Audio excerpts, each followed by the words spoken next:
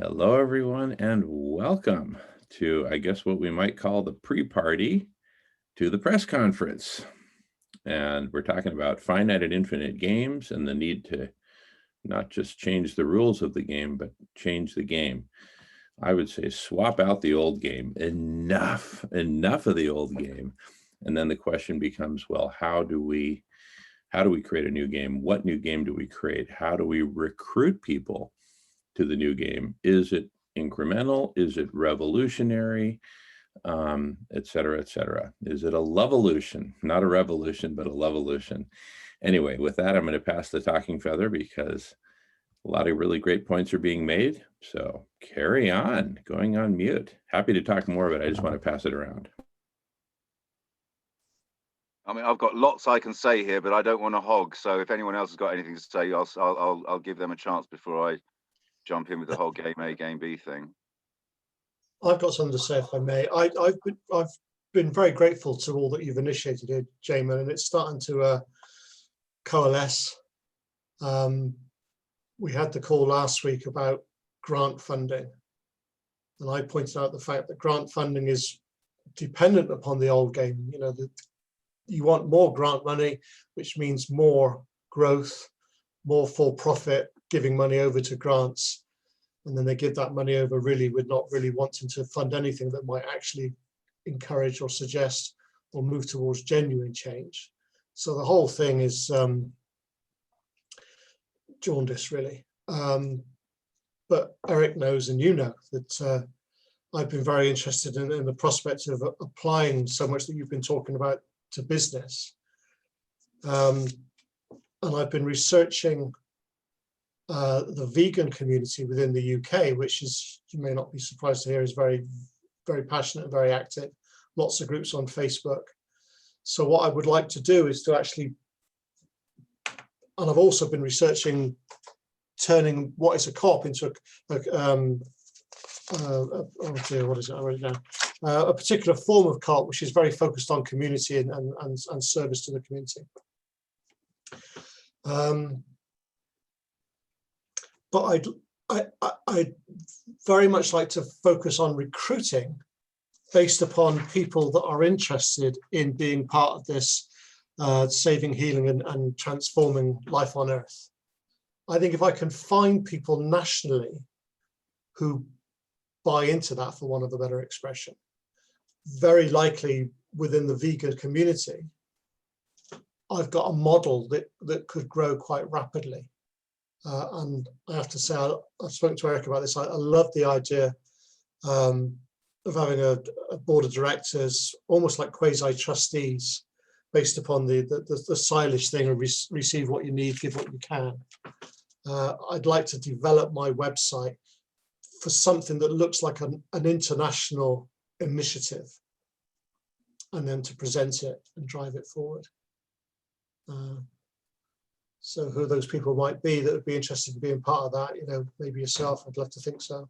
Certainly Eric, some others, and really build the membership, a large growing membership where everybody that gets involved is part of this ethos that you're presenting.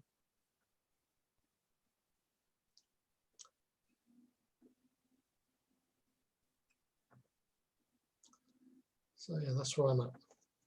Yeah, it's hard, isn't it? Actually getting people on board to commit their time and their effort and not fall away. I mean, I've been playing this game for over 5 years now, and again and again and again, I see little things start up and there's lots of energy and excitement around it. And then after a few months, it sort of fizzles out and fades away. And I don't know what the remedy is to that. I really don't know what the remedy is to it.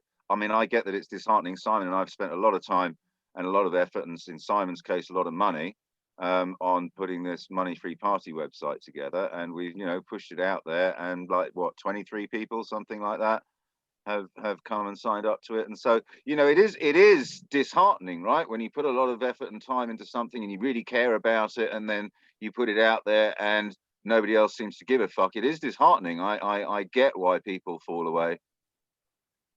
I don't really think we have really pushed it yet. That will come. And we've talked about, certain key people getting involved who've got the gravitas and the contacts. But they're joining, Eric. I mean, there's a couple joined that we haven't really promoted it at all, but still people are finding it, and they are still joining. So when we do really start to give it the gun, and like I said, we get the handful of people that really do like it, then but I think it complements what I'm talking about, the idea of this relationship between a political party and a business model that is not about making money. It's genuinely about meeting needs within community. I mean, we've talked about this before as well, haven't we, Simon? I mean, I love the idea of the Just Co-op being the business, if you want to call it that. I don't like the word, but I know what you mean. Like the Just Co-op is the business end of it, and the Money Free Party is the political, public-facing end of it, right? And the two are absolutely complementary. They're part of the same thing, right? They're just different faces of the same thing. Well, I've addressed it in my mind, largely again because of James, House, and Marcus.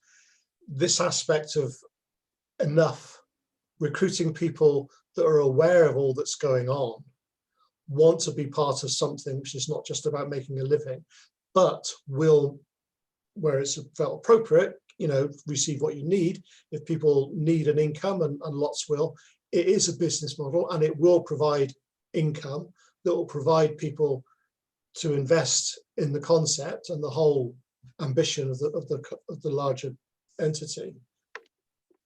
Which again goes back to this, we were talking last week before you went on about grants. It's the same thing. People need grants to live in the existing system whilst they're trying to change it.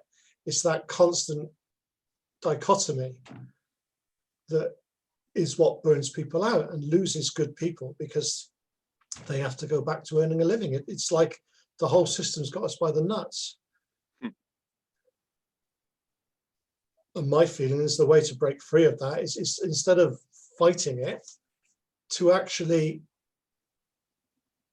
recognize its Achilles heel. If you've got a system which is all about making profit, and you come along and say, okay, we're going to do the same things, provide products, provide services, but we're not interested, we're really not interested in making a profit. We're not even a not-for-profit. We're not about sharing the surplus about amongst the members at the end of the year. This is about something which is designed to change everything in the way that we're talking about. I mean, again, taking notes from a video that Jamin shared, this aspect of applied, it's the difference between theoretical physics and applied physics. We need to apply it.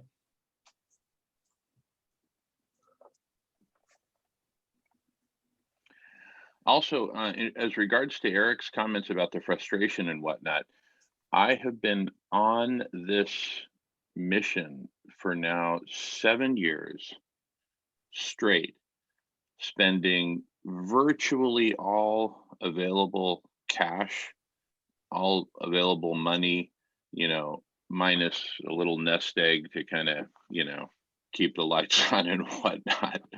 So, and 7 years of my life. And I kind of feel like a little shriveled up Yoda at this point, coming to you and saying, judge me by my size, will you? Right? Because it's not about how big we are in numbers, right? Imagine if Steve Jobs and Steve Wozniak judged their success after the first year of frying their fingers in the garage by sales volume, right? It's about getting the right Mac, getting the right Apple. And then once you do, it will take off exponentially. So I think we need some faith. And also, I think we need some adjustment in framing, from, hey, I've got this thing, we need to sell it. Hey, wait a second, it's not going well. Well, what's the next thing? It wasn't until they hit, the Apple I was moderately successful. The Apple II really started to take off. And then the Macintosh really started to take off. And then, of course, they kicked Steve Jobs out, and we all know the story. And it wasn't until freaking on the order of decades later, a decade approximately, that they got back on track. But look at them now. We're in an age of exponentials. We're at the singularity moment. And I think the progress we've made is phenomenal. I mean, the very fact that we are meeting and having this high-level conversation, and that there's a critical mass of us. Eric, I don't know if you were there on Monday. I sent you an invitation every Monday Yeah, I now. fucked up, I'm afraid, with that. I'm an idiot. You did clearly say in the subject line tomorrow, Monday, but I received it on Monday and I saw tomorrow. And so I rocked up on Tuesday and then had another look at the email and noticed the Monday in the subject line. So entirely my bad, but it didn't arrive until my Monday morning. And so I thought it was on Tuesday. Don't feel badly, because it's the good But I news will is come it's to future ones. I am interested in attending them. I will come to them. It's every Monday, right? It's every Monday at the every same Monday, time. Same Zoom every link Monday, every week as well. Same Zoom same link every week. Zoom Okay. link, Yeah, which yeah, is yeah. different, I'll be there in future. which is different from this Zoom link. Yeah, yeah, Right? yeah, It's yeah, yeah. No, I okay. saw that. I saw that. Yeah, and I'll continue to pepper you all with emails every Sunday Oh, night. good. Yeah, do that, because that's good. Yeah, that's excellent. Do that. All right, and welcome Ingrid, sister. Kathleen writes, humanity is currently headed to the finite. We are all about preventing that. Save, heal, and transform. Oh no, that says Jamin said that. That's funny. Oh, that was Marco. The Marco's Yeah, logged Marco in is as me. Jamin for some reason. Marco is Jamin, labeled right? as Jamin. Okay. But anyway, so I my point there is that it's not, see, part of the expansion in framing is it's not just us who's here in this room. There's a bunch of us's out there. And the really big news for me from the last couple of weeks is that, just by analogy, probably this, there were probably two major developments in biology over the last several billion years. The first was, well, three. First is DNA. The second is the cell. And the third is going multicellular, the whole Cambrian explosion, of which we're the great, great, great grandchildren of. And hence we're here having this beautiful, tragic moment because of all of our intelligence and everything, all that. Okay, so of those three, DNA, the advent of the cell, and then going multicellular, the crucial moment in going multicellular was when two cells came together and were actually able to merge. Once they figured that out, to add a third cell is relatively easy, and a fourth and a fifth and a sixth, and hence the Cambrian explosion. The big news from the last 2 weeks is we've gotten these two communities to come together, right? Kiko Lab and The Conversation and the Money Free Party. We're now, doing this together. See, before, when we had the unicellular framework, it was like, oh, the Money Free Party is not recruiting enough. Failure, failure, failure. But I see it totally differently. The fact that the Money Free Party is hanging in there is success. The fact that it's merging with us, with The Conversation, success. The fact that now the two of us are merging with Kiko Labs, success. This is the beginning of the Cambrian explosion. This is the moment we've been waiting for and working for and blood, sweat, and tearing for years. And it's right here. This is the moment when we're about to leave the garage and start selling some Apple Ones, on track to Apple II, on track to the Mac, on track to the iPhone, iPad, MacBook Pro, and all the rest. So I think we're like there in terms of the singularity, right? Where the exponential has three phases. Flatline, is it alive? Poke it, is it alive? The knee of the exponential, and then vertical. We're in the knee, which means we're almost vertical. Just hold on. Just hang in there, right? Just hold on. Kathleen has her hand up. Go for it, Kathleen. Great to see you. Okay, hold on a second. I'm trying to turn on.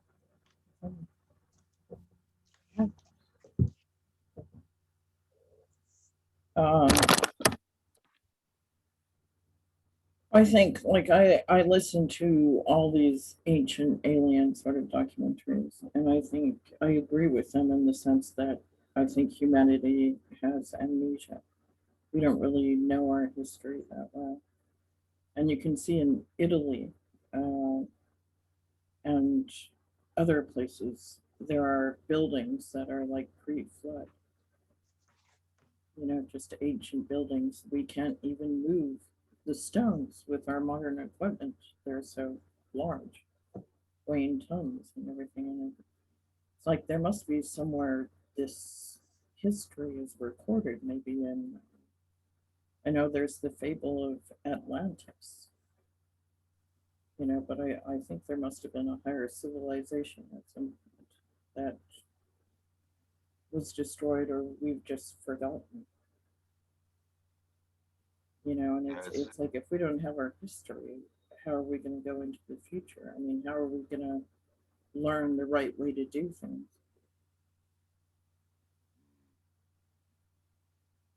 The Sphinx is supposedly like tens and tens of thousands of years older than we thought it was. There's very convincing evidence of this because of the striations on the side of it.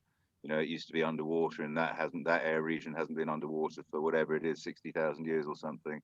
So it's at least that old, right? And possibly much more ancient even than that. So yeah, I know, I completely agree with you. It's very, what interests me is to what degree has this history been lost and forgotten, and to what degree has it been hidden and suppressed? I think this is a very interesting question. I mean, I don't have any answers to it, but I think it's a really interesting question because, as you absolutely rightly say, if you don't know where you've come from, then you don't really know who you are, right? And if our history has been stolen from us and we don't have that context, you know, yeah, no, I completely agree with everything you said, and I have a very open mind to all of that as well. The idea of whether we were seeded here by aliens or whether we are simply much more ancient, Atlantis, all of that stuff, I have a very open mind to all of it. Well, you see underwater, there's a lot of pyramids and stuff like that. And recently, there was a lot of famous people going to Antarctica, and I wondered why would famous people go to the middle of nowhere? There must be something there that nobody's talking about, that they've taken a look at and nobody's talked about it. So I mean, it has to come to the point where the secrecy has to end. And I'm wondering, where is Anonymous in all this? Because, you know, they should really be hacking into the secret. But there was the library at Alexandria that was destroyed, right? I mean, I don't know how much knowledge was lost forever when the Great Library at Alexandria was destroyed. That was the repository of all human knowledge at the time, right? Well, I think Alexandria, it was burned, and a lot of it's underwater. Like a lot of Cleopatra's palace and everything is underwater.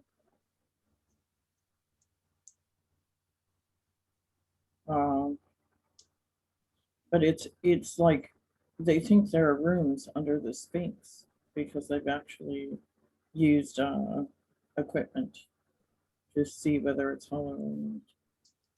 But it's like the Egyptians don't let people go in there or look around. And probably everything that was in there is probably gone. But I mean, there must be some way, somehow, the secrecy will eventually come to the surface. Well, like I said, that depends on whether the knowledge has actually been lost and forgotten or whether it has been hidden and suppressed. If it's hidden and suppressed, then yeah, one day it can come back. If it's gone, then it's gone. Well, I think it was the Aztecs or the Mayans. They had like a tablet, and on the tablet they had like 4 different seasons of humanity.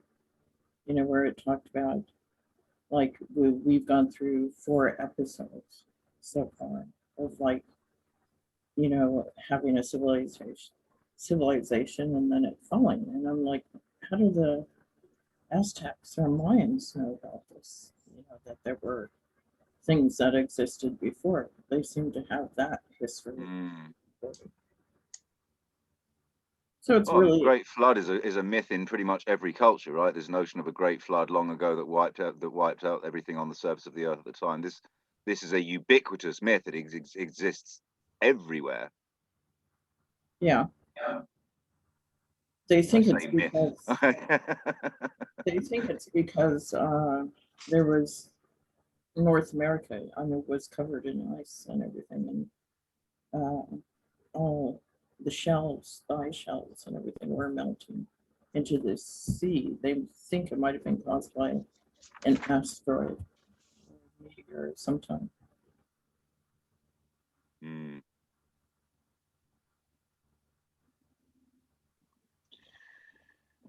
So I have something to add to this conversation, which is we are at a moment of tremendous urgency, and where the urgencies are manyfold.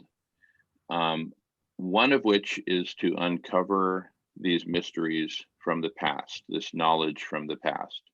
No question about it. Speaking of finite and infinite games, there's another urgency to feed the people who are starving, so that it's not just us privileged folks who get to have these conversations and make these speculations, right? Another urgency is the exponential planetary overheating, which is about to wipe out all of life on Earth, certainly all complex life, with us as Humpty Dumpty on top of the wall. And speaking of finite and infinite games, if we let that happen, then the game ends and there will be no more exploration of the Sphinx or what's under the Sphinx or Alexandria or anything like that until, you know, Martians explore the planet millions of years from now, being a dead planet. So I would like to propose that the solution to all of these urgencies is the same meta solution. It's the same foundational solution, which is collective superintelligence, which is exactly what we're talking about. The going multicellular of these different groups who get it, right? And that's the main focus of this conversation right now, is the development of collective superintelligence. Now, why does that include uncovering these mysteries from the past? With the appropriate collective superintelligence, we can collectively dig in, put our resources together, and uncover these mysteries, right, in a way that's very, very productive, while simultaneously staying alive, which is a vital gating factor to being able to uncover any of these mysteries at all. Feeding those who are starving, cooling the planet, being the first two, and feeding people the right food, plant-based food, so that we stop the destruction of the planet. So that's what I'd like to propose, so that we regain our focus here on collective superintelligence. And I have some very specific proposals. Raise your hand if you saw the video that I sent out last night in last night's email. I skimmed through it. I actually want, Okay. if you don't mind, James, do you mind if I jump in here? Because I actually wanted to pick up on an idea that you talk about in the video and maybe expand on it a little bit, because I think it's a really important idea, this idea of the spiral, right? This cycle of Absolutely. Essentially repeating the same thing over and over again, but making progress with each rotation, kind of thing, right? This sort of notion. And you know, the spiral is, for those of you that are into this sort of thing, right, the spiral is like a fundamental thing, the whirlpool, right? There's spirals throughout nature, right? There's this notion of spiraling when seedlings come up out of the ground.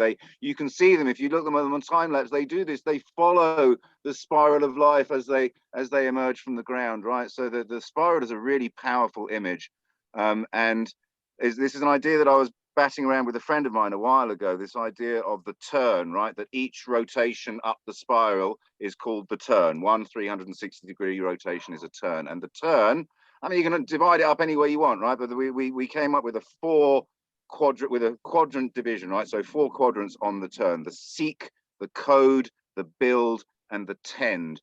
And that this was a way to think about how to structure a directionality and a continuity towards collective intelligence, right? And so just very, very quickly, I won't waffle on for too long, but just very, I mean, they're sort of self-evident, but the seek is like an exploratory phase, right? Where you're just feeling out the ground, what's out there, what are the possibility spaces. The code is to start actually writing down ideas, right? Actually figuring out how to do a thing. The build is the doing of that thing, right? The instantiation of the code, bringing it into being. And then the tend is the looking after it, the evaluating it, the making sure that it's working properly. Where is it not working? And this information then feeds into the next seek, right? The information from the previous tend is part, not all, but part of the next seek. And so you have this constant evolution, but with this continuity of the spiral, right? So yeah, I just wanted to add that to the notion of the spiral, because I think it's a really cool way of thinking about it. That's a really nice. That's a really nice breakdown of how it works, and it ties I mean, into there what- are an infinite number of ways of dividing up the turn, right? I mean, I like to think that the turn is a single indivisible thing, right? It's a like a fundamental thing in the universe, this spiral, right? And so the turn is a fundamental thing. The dividing it up into 4 quadrants, this is a human construct. This is an abstraction, right? This is an arbitrary thing. You could divide it up in other ways, in other contexts, which would be just as good and just as useful, right? This is just one of it, but the turn is like a sacred object almost, right? It's like a transcendental object, the turn. And then we play with it, you know, in different ways, in different contexts, to make different uses of it. And I also think that ties into what Catherine's saying, to the extent that, you know, is anything really new, or are we Exactly. You know, the whole concept of time, do we really understand time? Is it truly linear? Who knows?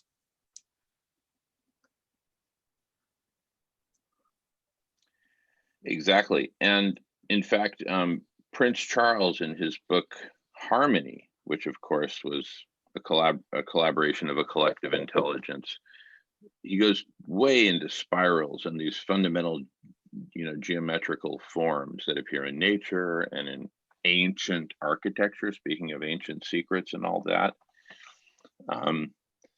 Sir Roland, welcome back. All right, Kathleen has her hand up, but let's give folks, let's pass the talking feather all the way around the room. Let's do a complete turn before we get back to Kathleen. Marco, Sister Ivy, Jimena, Alan, any comments that you'd like to interject at this point, or questions or anything? But let's not miss any parts of the turn before we do another complete turn. Okay, I'll go. You know, just kind of, you know, you said something about, you know, coming back to the conversation, collective intelligence and the goals. You know, we're here, and I, you know, had to explain things to many people. You know, trying to get this point across. You know, and what we are here about is saving, healing, and transforming life on Earth by establishing, you know, food, shelter, and healthcare as basic human rights. Unfortunately, we're not going to get to do all of those if we don't stop the incremental increase of climate change. So, you know, we've chosen to start with feeding people, because hungry people with empty bellies can't think clearly. And if everybody's fed, we have that many more people thinking clearly, that will gladly help with the bigger problem of exponential climate change and correcting that, so that we can survive. It's simple, it's clean, it makes sense. And the only thing I see preventing us right now is what's got us into the situation in the first place, is greed. And we're not about that here, so we will succeed.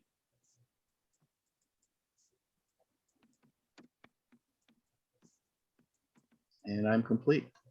Passing the feather.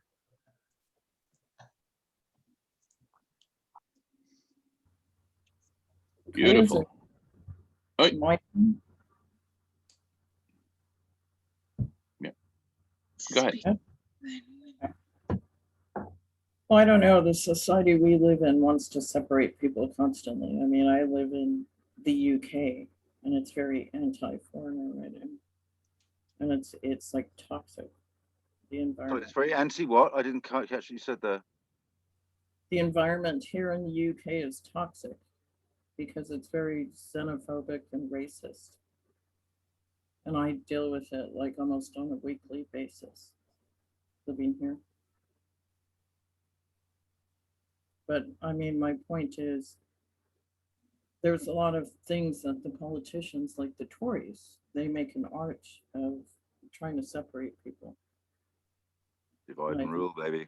A lot of politicians everywhere do that, but it's more extreme with like Trump and the Tories, because they're pretty much the same thing. So how do people like us go against that sort of situation? I mean, I feel really tired of fighting it constantly. I mean, I reported like some companies to a group that I work with because they were being racist. You know, they said in their advertisements, British only. You know, but I think that's wrong. And it's illegal. Actually, it is illegal. So how do you fight against this to try to make people realize that we're all in the same bubble, that we breathe the same air, you know, and that we have to focus on things that aren't just in separate countries, but that are in different parts of the world.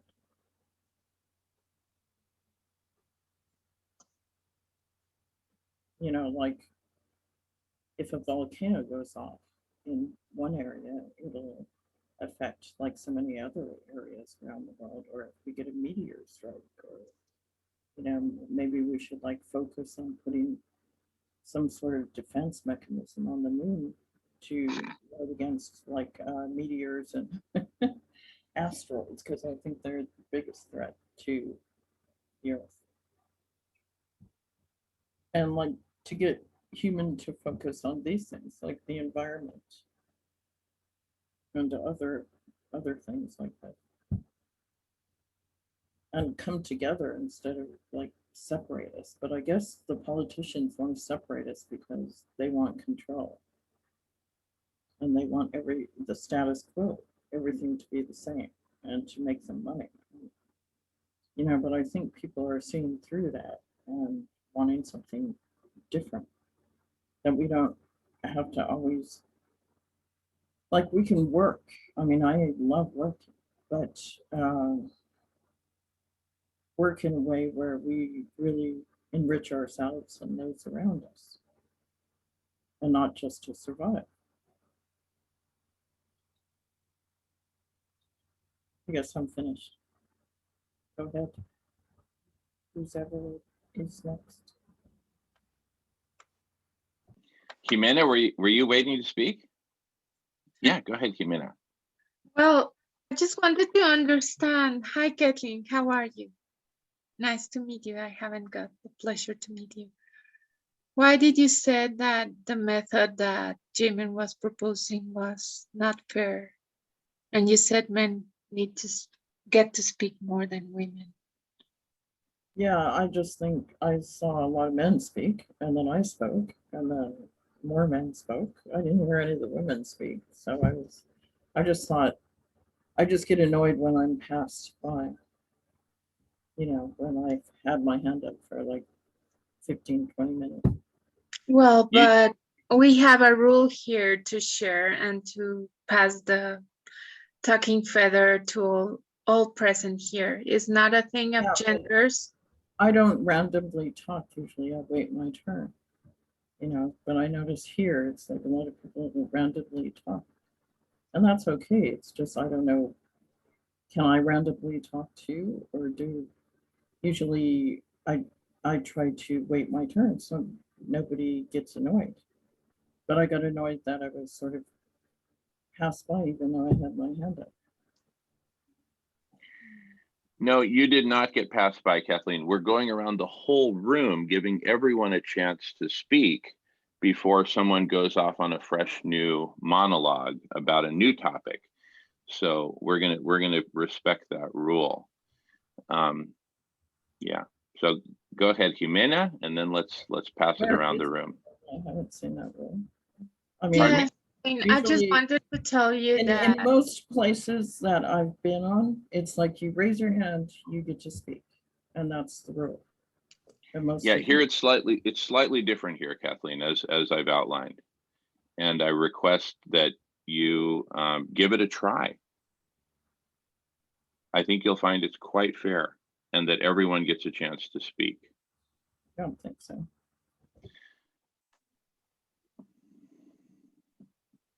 just wanted to tell you that.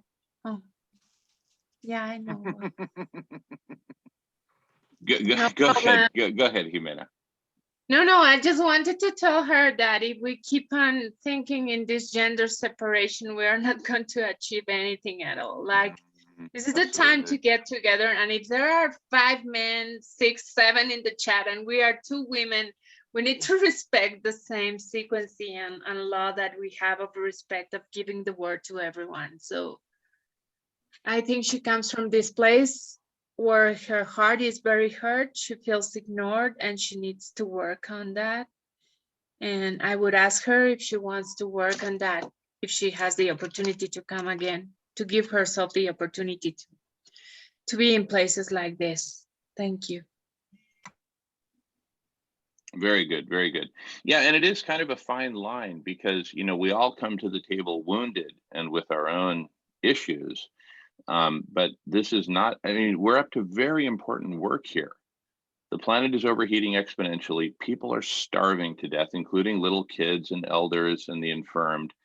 And, you know, it's not a place, it's simply not okay to just come and disrupt with one's own baggage. You know, we can create spaces for that, but, you know, we're in an important part of the spiral, the seek and code right now, right? We're exploring and designing at the same time. And anyway, yeah. On the subject of the turn, Jamin, I sent you an email with a attachment to a PDF little document about the turn. I was going to share it on here, but I couldn't upload the file because it won't let me upload from my hard drive. So I sent it to you by email instead. There was some, oh yeah, just on the subject of everyone getting to talk the same amount. I mean, I know I tend to talk more than most, right? But I think it's quite normal in a group of people that some people just naturally talk less than others, right? And are happy with that, right? They don't feel like they're left out. So long as we make sure that no one is actually being left out, I think the idea of everyone gets to talk for exactly the same amount of time, I think that is as absurd as one person talking and nobody else gets a chance. You know what I mean? That kind of thing. So this comes with time and relationship, and when you do get pissed off that you're being left out, then you say so and everybody else respects that, and you know, and that kind of thing. And it is, yeah, so I just think we need to honor the fact that everyone's different and everyone has different needs, requirements, expectations. And yeah, I mean, I think every effort was made, particularly by Jimena, to listen to what she was saying, do you know what I mean, and to accommodate and to explain, and she just wasn't having any of it. And so in a way, good riddance, because as you say, we don't need people like, you know, coming in and just blocking it all up with their shit, sympathetic as I am to the fact that she has shit.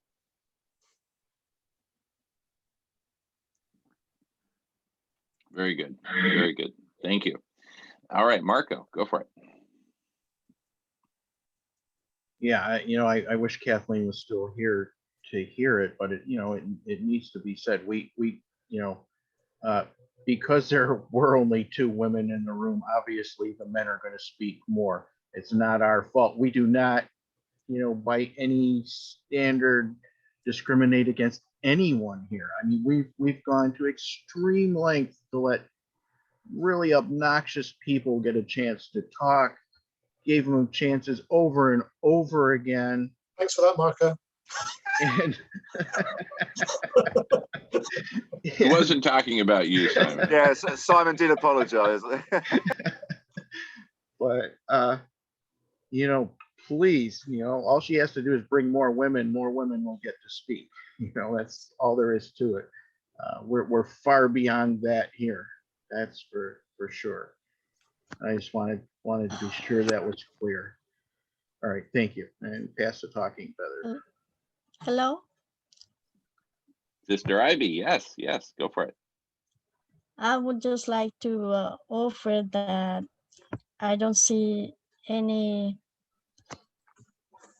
issue in this. I've been in so many of the different Zoom meetings that you have, and I never saw any problem about this. I think you guys are really good at this, very respectful, and you give people the opportunity. Sometimes one will talk more than the other ones, probably because it knows a lot more about the subject, and then of course wants to share, which is a blessing for everyone. But I don't think there's any issue about this. As Ximena said, we all have things to work out, and this is a personal issue that each one of us have to, deal with and resolve.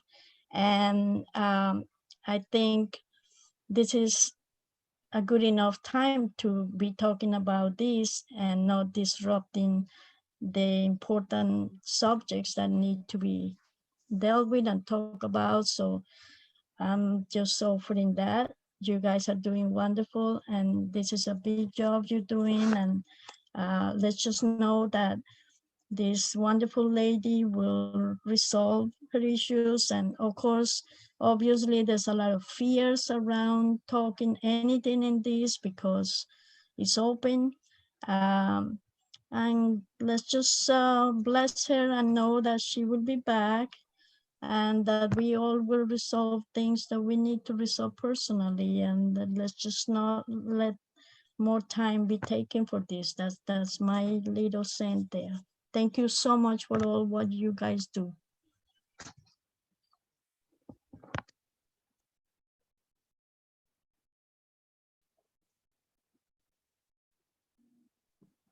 Beautiful. Thank you. Thank you, Sister Ivy. All right. Well, back to the main thread for today, which is how do we, and I covered this in the video yesterday, and I'll happy to, give a quick review, quick overview, because I think that would be very productive. Shall I do that? Okay. So basically, there's kind of two main phases I want to talk about. Where I want to get to is this very productive spiral, as Eric was outlining, and I'll show us a more detailed spiral with a bunch of steps that we've been kind of cooking up,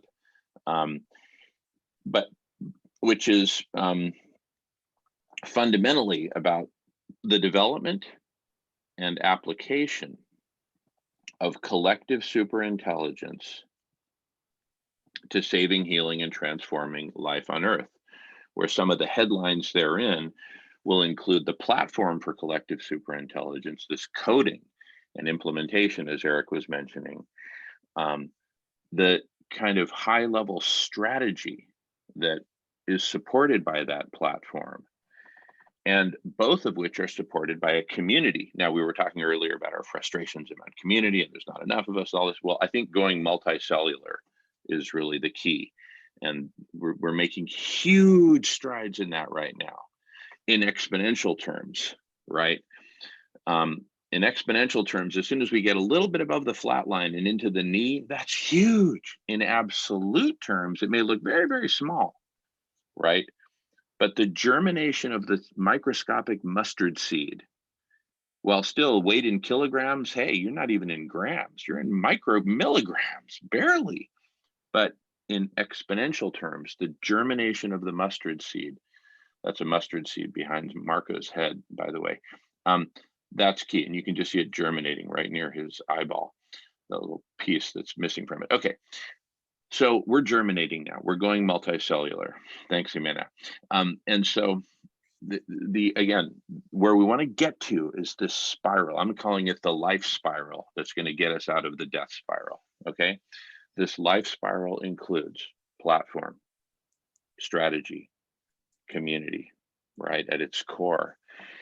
And kind of like a galactic spiral, I see arms emanating out of the spiral where we need to go deeper into certain realms, right? Whether it's uncovering our past, whether it's going really deep into collective superintelligence as a topic, as a space, whether it's going deep into certain aspects of strategy.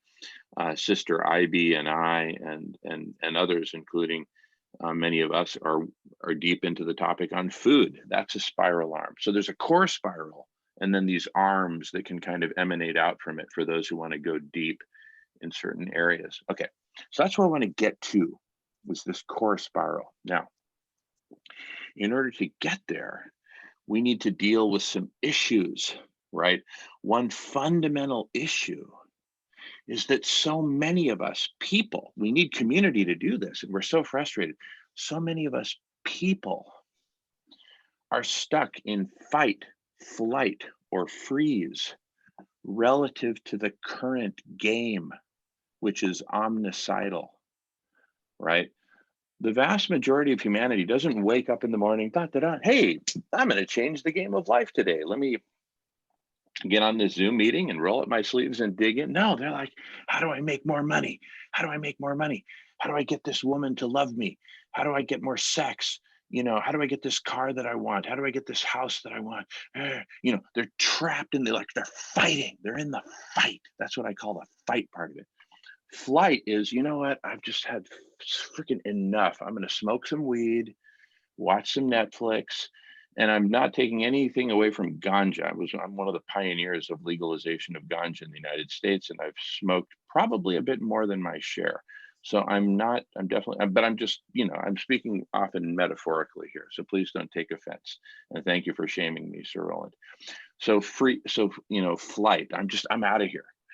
And I think part of the flight syndrome is these people that just bumblebee around from Zoom room to Zoom area without actually committing to something. Eric was talking about the frustration, and Simon as well, that people aren't sticking around long enough to actually make this happen. People are busy doing flight.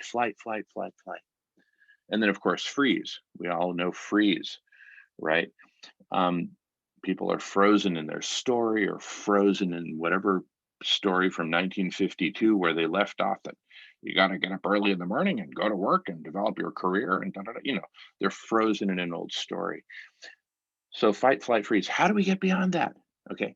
And I think part of our mission here is to create, surrounding this spiral, I'm kind of going back and forth now, the spiral that we want to get to where we can really make progress.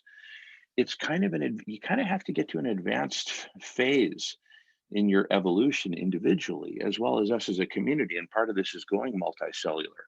But we need to get to kind of an advanced phase before we're really deep in that spiral and can really participate productively in that spiral. Maybe we need a K through 12 before we can get to Spiral University.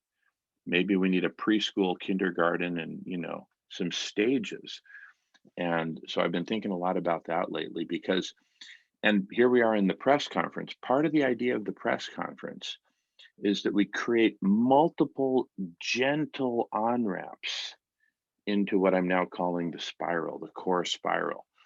And among those gentle on-ramps are, you know, the press conference, where people can speak for 2 minutes or 5 minutes about whatever their topic is that they're passionate about, and then schedule a weekly recurring open house where anyone who wants to can go and meet with them and have a deeper conversation about that which they presented for 2 minutes or 5 minutes. Okay. And that way we kind of lay out this whole big marketplace of ideas and projects and conversations so that people can enter where they want to enter. Not where you have some psycho dude like me who's like, spiral, save, heal. Yeah, we got to feed everybody. We got to cool the planet. We got to do it with collective super intelligence. I mean, I'm pretty fanatical about the spiral that I'm committed to. But that may be a bit much for people, and it may not be the right spiral for all people. Hence, the idea of the press conference is totally open it up. Listen, if you have any topic you want to discuss or present or have an open house on, that's even remotely in the realm of saving, healing, and transforming life on Earth, welcome. Like, we don't welcome someone who wants to do a club for trading Pokemon cards for money or something. No.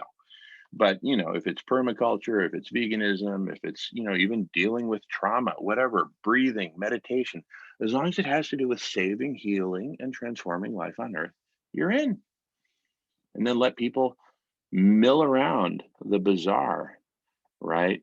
And find where they want to be, right? And present. Presenting is key, because one of my hypotheses is that before people are ready to listen and take in something new, they first have to be heard. They first need to be heard, right? And so the press conference gives everyone a platform to be heard and to say, this is what I think is important. This is what I'm talking about. And please join me at my open house, right? And it's a way to structure it and organize things in a way that it's very, very efficient.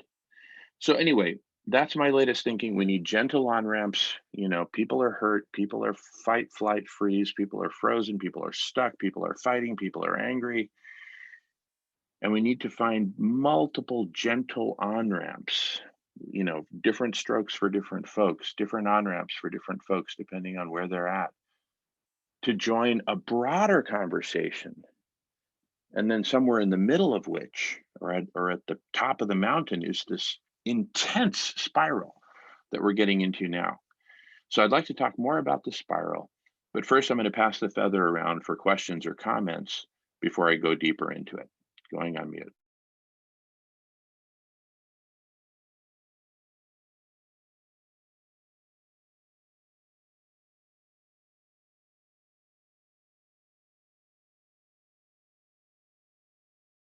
Yeah, go ahead, Simon. Mhm. Yeah, again, listening to your presentation yesterday, this thing about, you mentioned people have got to want to be here. I think it's really important to define exactly what that means, because that's where you build your community. If people understand where it is they've arrived, and to establish if they really want to be in this space, that stops people leaving, perhaps, and encourages them indeed to bring others, because they know what they're bringing people to. So I think that's a really interesting area to explore, you know, what it is people want to be a part of, as opposed to what they're currently a part of. This cultural shift from, you know, this separation, individualism, ego-driven world we inhabit. What exactly is it, the alternative that we're suggesting that people might want to be a part of?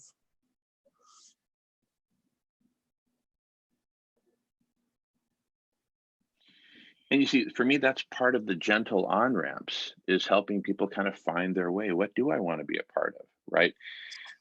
It feels to me like there's a missing on-ramp for, you know, the person who was here earlier. I don't like mentioning people's names when they're not here or anything like that, but you know, there was someone who was here earlier and it didn't quite work out for them. But you know, there's a missing on-ramp for someone like that, where a healer, perhaps, who this is their calling, someone like Jimena, and I'm not saying Jimena should take this on for every case who comes in, but someone like Jimena can say, hey, let's go to a breakout room. Let me work with you one-on-one, right? What's really troubling you, right? Tell me about it. There are people for whom that's their calling.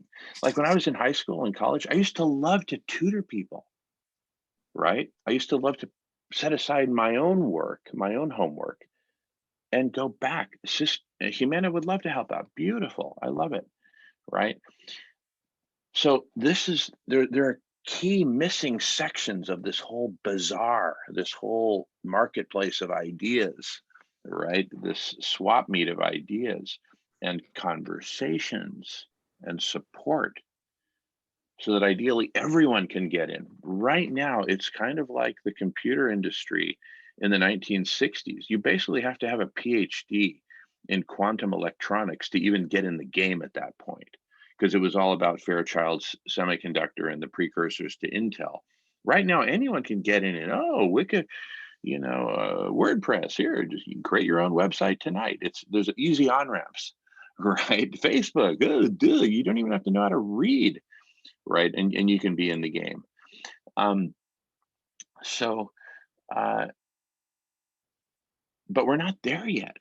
So we're envisioning all the way to this very advanced state of this life spiral, but at the same time, we need gentle on-ramps. Anyway, passing the talking feather. Thank you.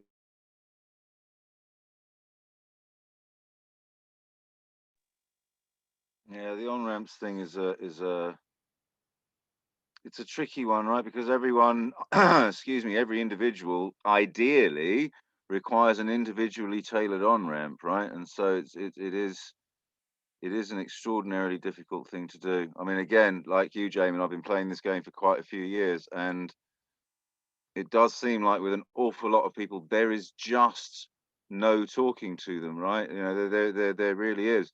I saw a Canadian guy. What's his name? Christopher, can't- the guy with the long hair. No. It's not someone from this group. Oh God, I can't remember his name. Anyway, he's one of these sort of free men of the earth type people in Canada, and he was saying that, and I don't necessarily agree, but I do see his point, that for 80-90% of the people on this planet, they are so hopelessly brainwashed, they are so hopelessly befuddled by it all, that really, sorry, goodbye, we have to leave you behind. We can't look after you and look after ourselves, right? There's a, you know, if we could, great, but it just can't be done. You're too much work, right? You're too much of a burden. You're too much dead weight. And yeah, like I said, I don't necessarily fully agree, but I do think the man has a point. Well, I agree with him, and I agree with the opposite. And here's how. Yeah, exactly. Yes, they don't belong here in this meeting, disrupting us and saying, hey, you know, you men are oppressing us and I'm pissed and this, you know, thank you, but we're up to bigger things right here. At the same time, I want to feed those people. I want to make sure they have plenty to eat, a roof over their head, a shower, you know, group therapy, volleyball, backgammon, you know, whatever, so they can heal, kind of like a rehabilitation center. We need to help rehabilitate, right? But don't put them in the middle of a helicopter with a special forces meeting that's about to, you know, rescue the princess, right? Where they're saying, hey, wait a second, I'm not ready for this. This helicopter is going too fast for me. I don't want to jump from, no, whoa. You're in the wrong meeting, right? So anyway, I've made my point. Going on mute, passing the feather. And welcome, Stephanie. Great to see you, Dr. Stephanie. Welcome. We're having a great conversation.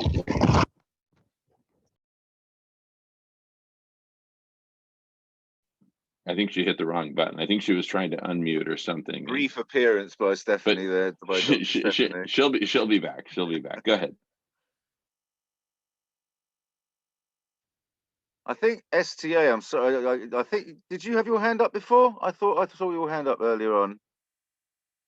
Sir, whatever, sorry, I can't remember your name. Sir Roland. Sir Roland, that's it. No, but I do have something to say. Go It's for it. my turn. You have the floor, sir. It's all yours. Okay, so here's the deal.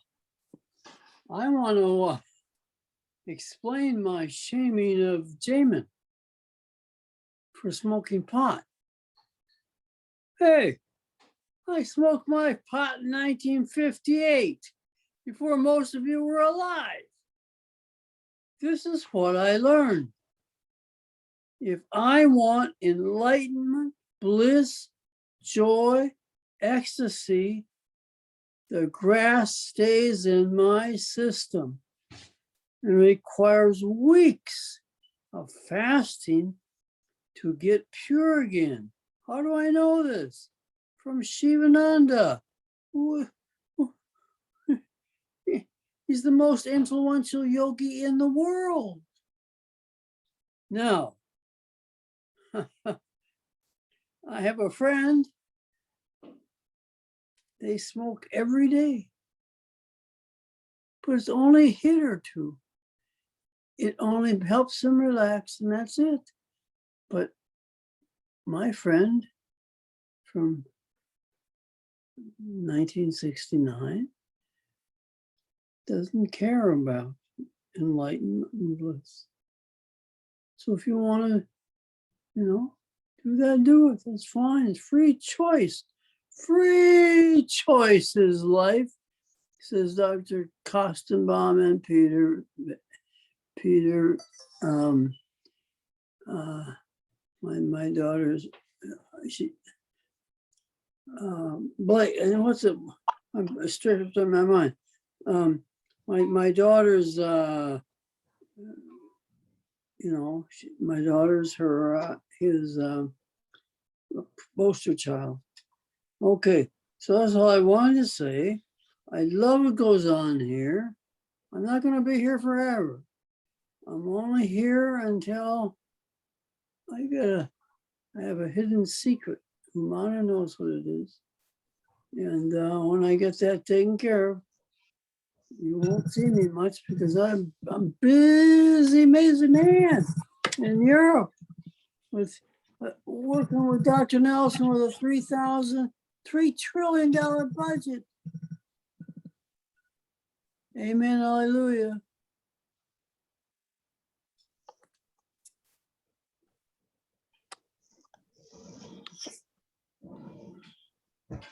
Beautiful, Sir Roland. Thank you. You sure you've not been hitting the bong there, sir? You sure you're not on the bong? No, don't get him started. He's made his point about that. He's quite sure, and I'm quite sure. And Dr. Stephanie, welcome back.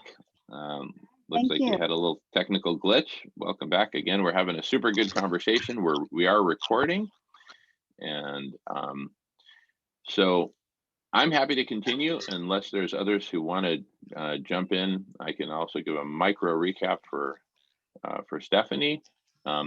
Stephanie, I'm curious, did you see the video that I sent out in the email last night? Just curious. Okay, no problem. I didn't see an email. Okay, please feel free to drop me your email address. If I didn't put you on last time, I apologize, but if you give me your email address, I'll get you on the mailing list for sure right now in the next 5 minutes, just to make sure that you get everything. And happy to provide a recap. Welcome back, Alan. And does anyone have a comment before I continue? Yeah, just on the notion of on-ramping. I mean, I've already introduced you guys here to 1 or 2 of the games that I play with other groups for exactly this purpose, right? For idea generation, for for following a line of thought, for anyway, whatever, a variety of different. And I think that playfulness and gamification are really fruitful avenues for on-ramping people, right? Because you're not actually inviting them to spiritual development or like personal growth or anything like that. That's not what you're inviting them. You're inviting them just to come and play, and that stuff happens as a consequence of them come and playing, right? And so you sort of sliding in through the back door. So I think the notion of games, couching it, not only this, but I think this is a really fruitful avenue, is the notion of games, playfulness, engaging in play with each other, open, curious, willing to learn, willing to suspend judgment. You know what I mean? All of these qualities come when you enter into a state of play. It's incredibly powerful. It's simple but unbelievably powerful.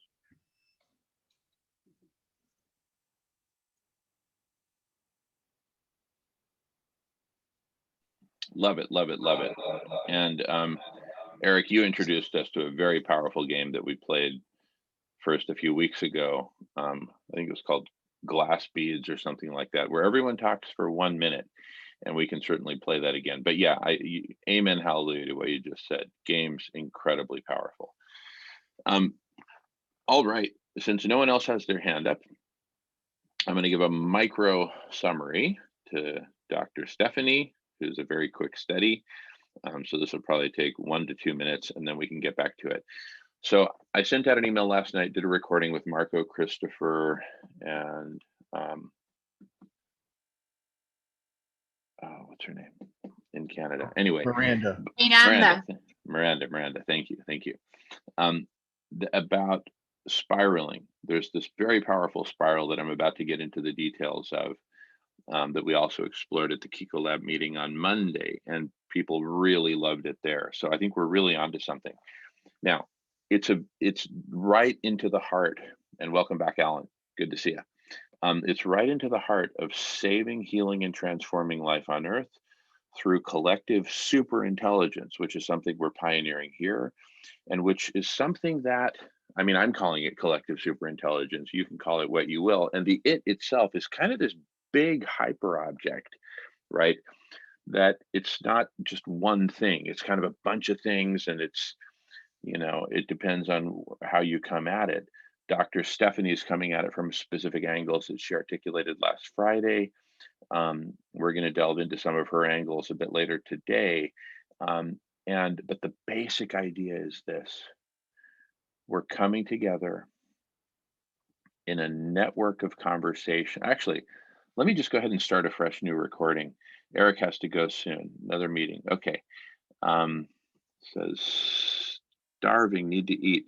Okay, feel free to eat while you listen. You can turn off your camera if you're more comfortable, but please hang in there with us. There's no point because I need to go downstairs and make, so I won't be able to hear you anyway. No problem. No problem. Yeah, No problem. so Okay, there's no point. get some So, good food. nice to see you all, and I'll see you again soon. Great to see you, Eric. We'll see you soon. All right, thanks. Okay, I'm just going to start a fresh new recording because this is going to be a great summary.